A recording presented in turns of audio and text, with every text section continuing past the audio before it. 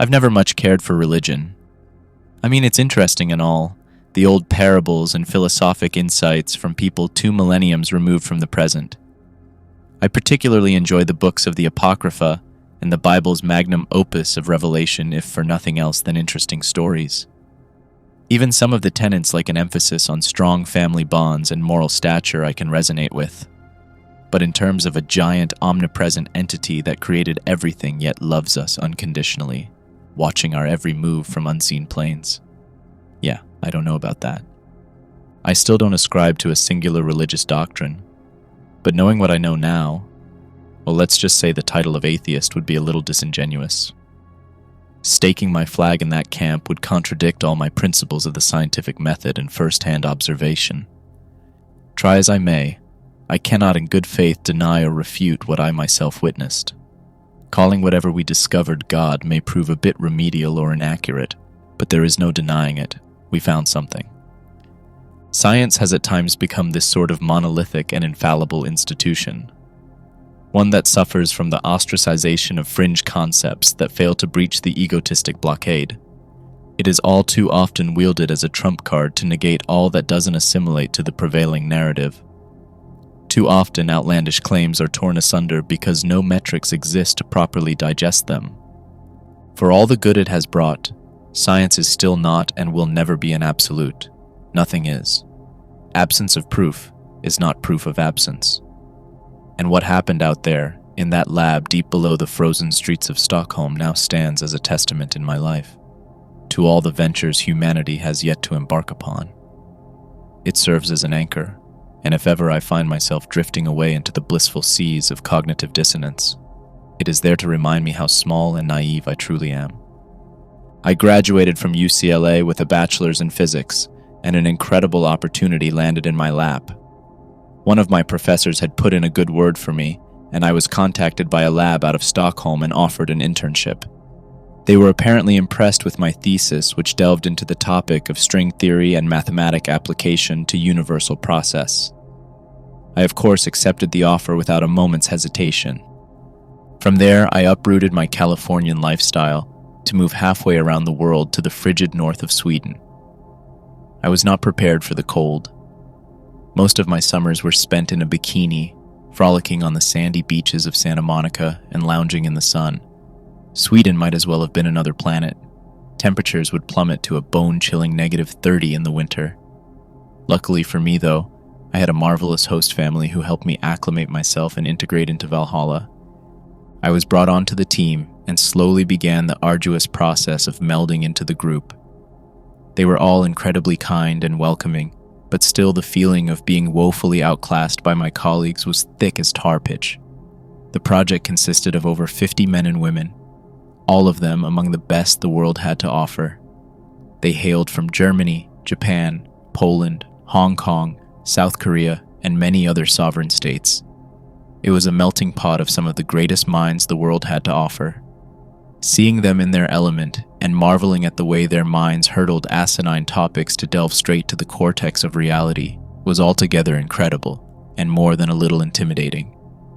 The expressed goal of the coalition was to study the behaviors of particles and the subatomic realm to further decode the complex world of theoretic energy matrices.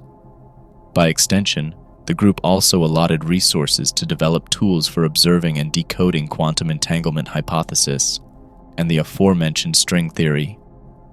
These principles were still in their infancy at the time, and none of us could have ever imagined the enormous magnitude of the things that were to come. The lab had its very own particle accelerator, which I myself pretty much obsessed over from day one. Most of the concrete data, however, was relayed from the lab in Geneva, home of the Large Hadron Collider. I even got to see the magnificent machine in person on a few occasions. One thing that has always staggered me is the amount of incredible achievements capable when pursuit of knowledge guides the way. However, the complete polar opposite is also true, as curiosity without empathy all too often yields crimes against humanity. As you may already know, the Large Hadron Collider was the first machine capable of synthesizing the particle known as the Higgs boson. The machine is a particle accelerator built in a 27-kilometer loop. It uses a state of perpetual vacuum and temperature colder than that of outer space to accelerate particles to 99% the speed of light. The particles collide with one another, creating spectacular outbursts of radiation, and results theorized to be similar to that of the Big Bang on a much smaller scale. It is also through this process that the infamous Higgs boson can be synthesized. Some call it the God particle, but many physicists are not fond of the omnipotent moniker. It is in a way suitable, though, as it is ubiquitous and can spontaneously manifest or dematerialize through processes which are not yet entirely understood. It is a sort of bridge between matter and antimatter, the entity that binds the ethereal with the corporeal. It is the place between light and dark, hard to define, as once light ends shadow begins and vice versa. The exact moment of intersection is difficult to pinpoint, but there is a definitive moment, and that moment is the Higgs boson. It was once thought that matter could only exist in one place at a time. However, the particle slit test of our progenitors proved otherwise. A particle accelerator was used to eject protons between one of two microscopic slits. They naturally assumed the protons would pass through either slit A or slit B, and when directly observed, their premise was corroborated. However, when an imprint background was installed to bypass direct observation, they noticed a peculiar detail. The particles produced what is known as a wave, or interference pattern on the imprint like ripples in a pond. This meant that the particles were interfering with themselves while simultaneously passing through both and neither of the slits. It was at first thought to be a false negative and outright impossibility, but thousands of repeated experiments all reached the same conclusion. Matter can exist in more than one place at a time, and reality is altered simply by perceiving it. The world of particle physics is a strange one, and one which we have only just begun to glimpse the majesty of. At times, it may even require us to suspend our own limited human understanding of things, to contemplate things beyond our mind's comprehension. It was this idea which was the tabernacle of all the group was trying to achieve, to unravel the mysteries of the subatomic universe and better understand reality itself. The group was funded exorbitantly, and state-of-the-art equipment was provided from lavish donors from all around the world. My contemporaries and I began to study the processes again from square one. This consisted primarily of monitoring the nature of protons and testing the same process over and over ad nauseum. Progress was slow, and many failures and errors were soon under our belts, but you can't build a house without chopping down a few trees. It took years to decode part of the formula, but eventually we learned that the behavior of these particles could be predicted under certain pretenses. They could also, to a certain extent, be directed, programmed to inhabit separate locations at the same time, giving them the perceived ability to exist in two places at once. In reality, though, it was more akin to a transfer of locale via microscopic slits in the Higgs boson. We realized it was not a matter of traveling to, but instead traveling through the fabric of space itself. With electrical stimuli and coordinate-based geosynchronization, one could manipulate these particles to transfer locations faster than the blink of an eye. The machine used was primitive compared to later iterations, but its true potential was not lost on us for a moment. Time went on, and the technique was further refined, most readily. In the distance, particles were able to be transposed. It started as only a few nanometers, but eventually we could transfer particles several feet. It was through this process that blueprints for an entirely new type of machine were first devised. It was to be a machine unlike any before it. Instead of electrical stimuli sent through circuits and wires, it was transferred directly from one location to another. Wireless energy transposed through space. This greatly improved computing capabilities and allowed the machine to act much quicker than anything ever seen before. Initial ideals for the machine were skeptical at best, but as time went on, the real significance of its potential became apparent. When combined with a suitable processor and digital interface, it soon began decoding encryption and translating mathematic cipher in a fraction of the time of anything seen before it. It didn't stop there, though. With a binary converter, it wasn't long before human physiology itself was deciphered and converted into convenient little anagrams and simplistic formulas. This soon gave the machine the ability to replicate human tissue and organs from fetal stem cells. When given raw biomass, it could manufacture a duplicate heart or a lung, one which was genetically indistinguishable from that of the donor's DNA. On one occasion, the machine even managed to regrow the arm of an amputee war veteran. Most of us thought it couldn't possibly work, that the nerve endings on the man's arms would be unable to be resuscitated after so long. But after 17 hours in surgery, when I saw the vet move his new fingers for the first time after transplant and cell resuscitation, I knew we had discovered something special. Disease and deformities were also unlocked, able to be observed on a molecular level and eradicated before gestation. A virus or bacterial strain could be genetically reprogrammed to attack and destroy itself rather than the host. HPV, AIDS, the Black Death, the common cold, strep throat, gonorrhea, none of them stood a snowball's chance in hell against the unrivaled power of the machine. It could even reprogram human DNA to desired proportions, eliminating extra chromosomes and restoring neural pathways to reverse entropic cognitive illness like dementia and Parkinson's. Even pre-birth conditions like cerebral palsy and microcephaly were in the process of being all but eradicated. It wasn't just organic material either.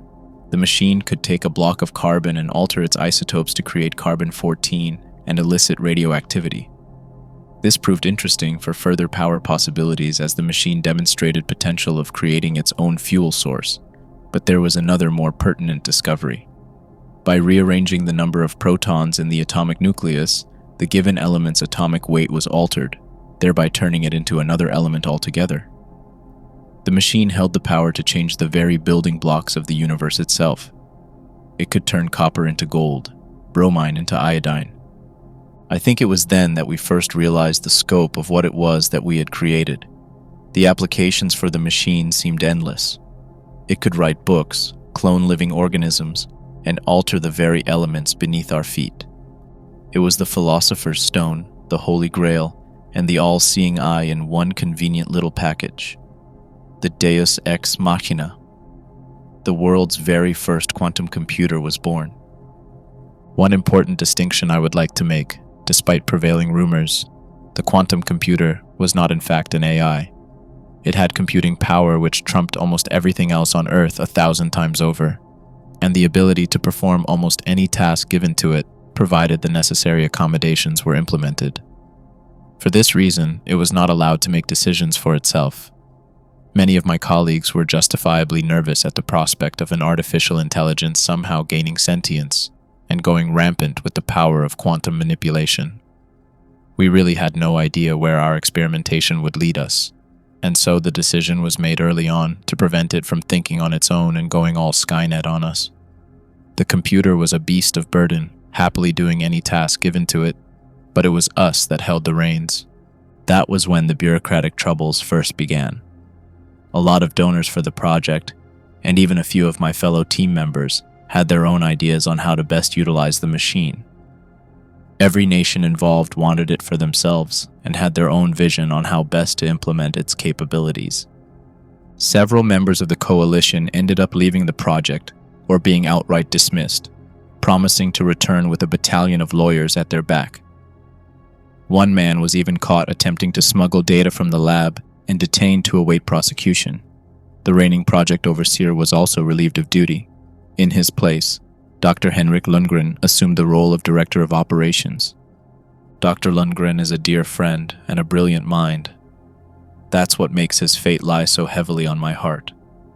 It's a tragedy what befell him, but I won't act as though he wasn't responsible for stoking the flames.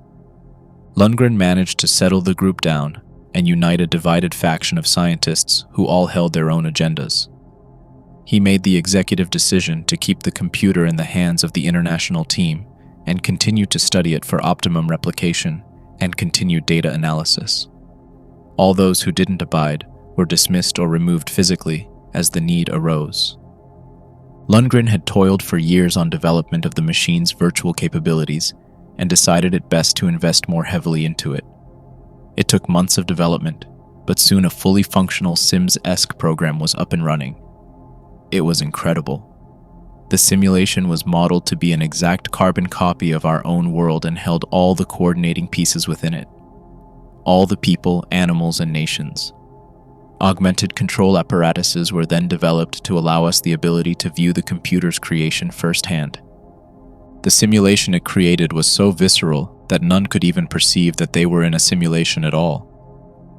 Test subjects were exposed to their own loved ones within the program and could not distinguish them from their real-life counterparts. I even took it for a spin a few times. I was hooked up to the monitor via a neural cortex interface and had my mind rendered into the simulation. I awoke to the sights of sunlight peeking through my blinds and the sounds of cars outside. Around me on the walls were posters of Harry Potter, JoJo, and the X-Files among countless others. I recognized immediately where I was. It was my childhood home, an apartment complex in Sacramento. My parents were both there and acted in accordance to how they would behave in real life. My dad even made new corny jokes in a fashion that suited his personality. It wasn't a memory, though. It was an entirely new scenario, concocted by my mind in the quantum simulation. My parents are both deceased in the real world, and getting to spend time with them again was indescribable. Even if they were just simulations, the experience was profoundly cathartic for me. I ended up leaving the simulation in tears, overwhelmed by the experience and the ability to speak with my parents once again. The event was so enlightening for me, it even made dealing with their absence a little easier. After all, I could now speak to them anytime I wanted. I found myself never wanting to leave the Matrix. Dr. Lundgren subsequently questioned me about my experience, and I was all too happy to relay the things I had seen. He listened intently, with simple occasional nods and one-word responses.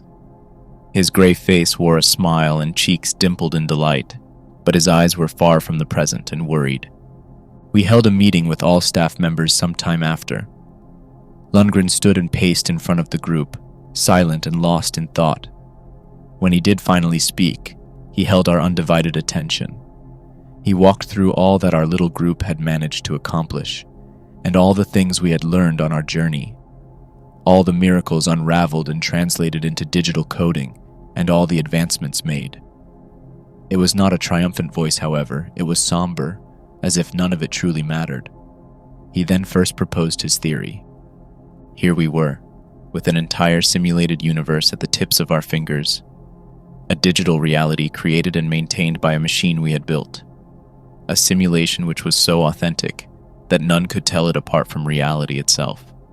And if we had the power to create that, how did we know that our own universe was not the result of the same process? How did we know our reality was not in fact just a simulation? An unnerving silence befell the rest of the group as Lundgren concluded his epiphany.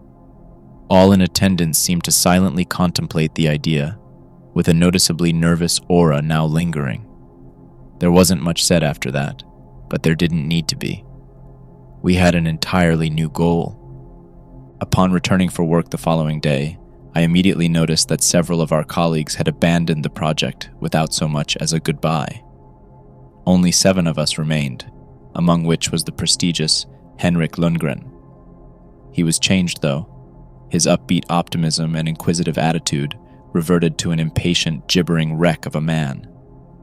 He became hostile to prolonged questioning, and I could see the idea gnaw on his mind as he walked the tightrope between madness and genius. At times, he appeared on the verge of catatonic psychosis. He would ramble and talk to himself, and pretty much stopped leaving the laboratory altogether. We set our sights on a new task, to dismantle and test the hypothesis of Lundgren. To develop an ability to break through the boundaries of our suspected simulation and peer beyond our own reality, to glimpse whatever may lie on the other side. Nothing else seemed to matter anymore by that point. Life may be accidental, consciousness too, hell, even complex organisms like human beings, the result of genetic evolution and a bit of luck. However, simulation is not accidental. It requires an immense amount of dedication, programming, and logistics, not to mention power and maintenance. The ability to synthesize digital worlds is not something learned or accomplished by accident. It takes time, resources, and brainpower to even attempt it. And even then, it's no guarantee. The one concept that was off the table immediately was that the theorized simulation was the result of natural phenomenon or random cosmic alignment. If Lundgren's hypothesis was correct, and our universe was indeed an illusion, then someone or something had to be pulling the strings behind the veil. Powerful as the quantum computer was, even it did not have the ability to glimpse directly into higher dimensions.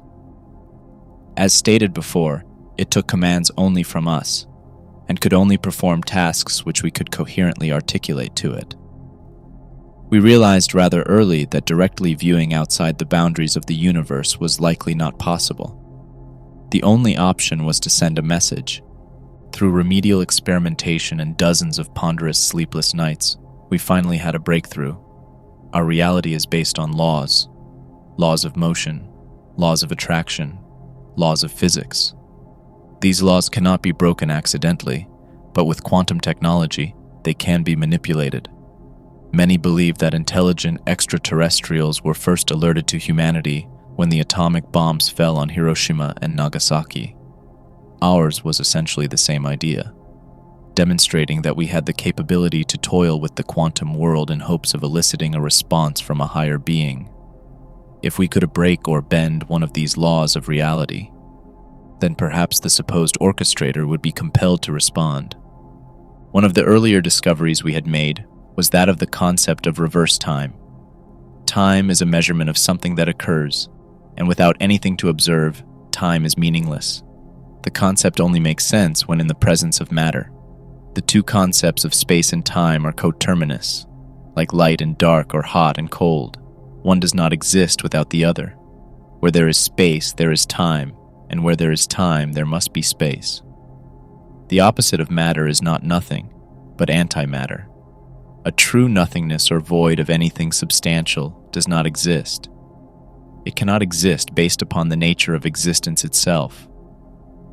Antimatter is the invisible material which operates unseen and fills all the gaps which matter does not. All of it held together by the Higgs boson. If an opposite of matter exists, then an opposite of time must as well. Every action has an equal and opposite reaction, and all reactions must remain proportional to force exerted.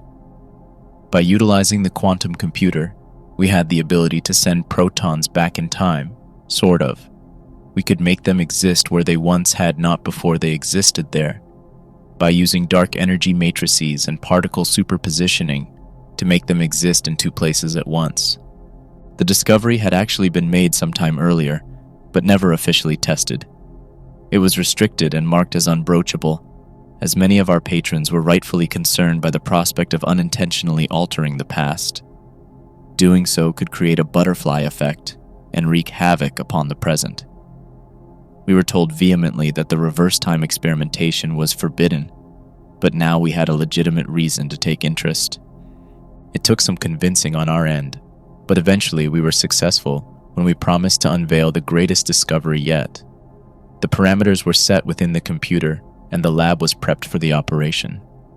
A single seed of Dianthus caryophyllus was placed in a transparent reinforced container in the center of the room. The specimen was placed on damp resin paper, and several little green tendrils had sprouted from its shell. The idea was to reverse the symbiotic metabolism of the test subject and cause it to rapidly revert to a zygote state. The seed would be directed to perform its life cycle backwards, thereby contradicting the natural forward flow of life and time. The parameters were finished and Lundgren stood by the machine. He glanced to each of us individually, a sullen demeanor and nervous twinkle in his eye. He looked to me last, and I nodded. Lundgren took a deep breath, adjusted his glasses, and flipped the switch. Immediately, the tendrils within the seed began to retract. They disappeared within the shell soon after, and the seed shrunk until the point in which it was no longer visible. The computer alerted us that the task had been completed, and silence descended upon the crew. We stayed that way for several seconds until a commotion from the computer drew our attention. An array of flickering lights and sirens began to wail like banshees, indicating an error of some sort. Suddenly, the seed reappeared and began to grow at an impossible rate, A mass of wriggling green tendrils erupted from the shell and pressed firmly against the case within seconds. It swelled within, and the chamber violently ruptured a moment later, sending shards of glass catapulting throughout the room. I managed to duck away just in time, but others in the group were not so lucky. One man, Reginald Diabeck, was struck with a shard in the neck. The piece cut a gash across his throat, causing a thick crimson to spill forth from his gullet. He collapsed to the ground as others began to rush to his aid. Before we could reach him, the engorged serpentine appendages of the seed ensnared him, slithering around his neck and abdomen. Diabeck gurgled and terror filled his eyes as the green pythonic roots began to constrict him. I watched, at a loss for words, as Diabeck's wound sealed. His gray hair turned to a dark brown. The wrinkles on his forehead and bags below his eyes dissolved into his skin in a matter of seconds. The blackheads and liver spots on his cheeks soon followed suit. All of us watched, stupefied as the process continued onward, and Diabeck appeared to age backwards.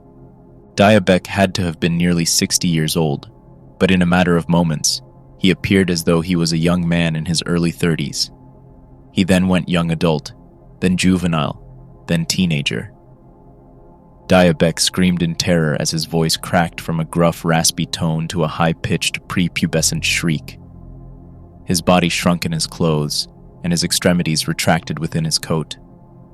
By the time we had reached him, he was gone. We didn't have time to gawk, as our stupor was interrupted by the computer blaring a warning siren, and a flickering plethora of lights designated an external problem of some sort. The display was a failsafe designed to protect the computer from malicious outside sources. Most of us thought the firewalls of the quantum computer were enough to prevent any attempted breach, but apparently, we were wrong. One of my colleagues scrambled to the kill switch. He was poised to throw it when he was halted by a sudden shout from Lundgren. Lundgren stood, eyes wide as dinner plates and mouth agape as he stared at the main monitor of the computer. The warning display had ceased, and only a single screen remained active. Upon it was displayed a single loading bar, with approximately 20% of it being filled in. This indicated only one thing: something was being downloaded. We immediately surmised that it must be a virus or other malware of some sort. A prospect once, though impossible based on the security measures of the computer, and yet the download persevered. All attempts made to restrict the download and halt its progress proved futile.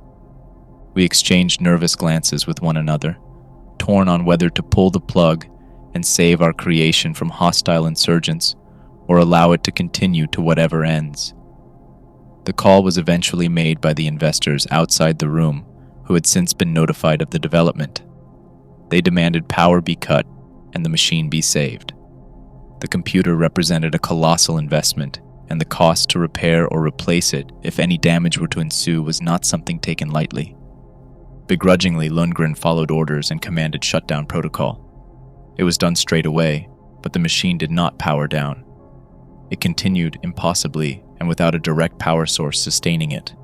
Panic began to erupt from the lab, and power to the entire facility was ordered to be cut from the mainframe. It was done within seconds, and the room fell into darkness. The only light that remained was that of the main monitor as the download reached the halfway mark. The computer groaned and whirred under enormous duress as hundreds of fans shot to life to attempt to cool the Leviathan machine. We stood back, unable to make heads or tails of the development. There was simply no possible way the machine should have remained active, and yet it was. It continued to fill up the progress bar, powered by the fuel of some unknown outside source. With no other viable solutions at hand barring physical destruction of the computer itself, we could do nothing but await the culmination. The download finished several minutes later, and the room fell into pitch black. We deliberated for a moment before deciding our only recourse was to power up the computer once again. The mysterious file weighed in at an impressive 100,000 terabytes, enough to fill hundreds of normal hard drives, but just another drop in the ocean for the quantum computer. Once full mobility was achieved, a single never-before-seen prompt filled the screen. Unknown file type. Do you wish to execute the file? All attempts made to bypass the prompt failed. We quickly used a separate program on another screen to trace the file's origin, but to no avail. Now, there is no hiding from a quantum computer behind a proxy or VPN. It uses algorithm-based process combined with ping response speed to determine probable origin up to an accuracy of 99.999%. We're talking response time measured in millionths of a second, but for a quantum computer, it's as simple as the ABCs. Sure, it gets it wrong once in every million attempts, but the point is, it always has a guess. This time, however, we received a new message. Unable to determine file origin, Lundgren took a step back and pondered the situation and wiped the beads of glistening sweat from his brow. With nothing else at our disposal, he realized there was only one option left, and so he gave one last command. Open it. The computer began to render the file, the process taking several minutes to complete. It was entirely in binary code and eventually translated to a single message. Upon completion, 2 words in white font sat silently amidst a black background. I never thought 2 simple words could have such lasting effects on my psyche. Those 2 words that have made me question everything I thought I ever knew. The computer fizzled out moments later and shut down. All of us just kind of left after that. I returned home overwhelmed by the events and left with a mystic sense of terror instilled deep in my stomach. The following morning, I was called by one of the investors. He informed me that someone had broken into the lab late the previous night and sabotaged the operation. The lab was lit ablaze and soon reduced to a smoldering pile of ash, and the quantum computer was damaged beyond repair. Whoever had done it possessed a security card and seemed to know the exact process required to dismantle the automatic sprinkler system. Police held a single suspect in custody, a man who appeared as a neurotic mess in the center of a maniacal nervous breakdown. He was tried and convicted sometime later and declared clinically insane. He was ordained to a mental health facility in northern Sweden, and it is there that he remains to this day. That man's name, Henrik Lundgren. I've never been able to properly assess just what it was that happened that day. The event has left me shaken and confused in more ways than I could possibly list. I don't suppose I'll ever be whole again. I just can't be. I know the truth, the reason for our meager existence. We had reached out far beyond and something had answered our call. Whether or not it was truly what we would call God, I cannot possibly say. But I will say after what I saw happen to Dia Beck and what became of Lundgren, I can't think of a better word for it. I think God is something we never could have imagined. It holds us all within the palm of its hand, and with a simple flick of the wrist, we would cease to be. There is no love. There is no salvation. There is only that which lies beyond the margins of reality, that which we have no possible hope in understanding, let alone combating. One thing is also certain. It is watching us, and it does not want us meddling in that which we have no business seeing. We are set amidst an ocean of infinite black seas, and it was not meant for us to travel far. That final message could not have been clearer, and anytime I find myself drifting, I remember those 2 simple words relayed by the quantum computer in its last moments of life. Turn back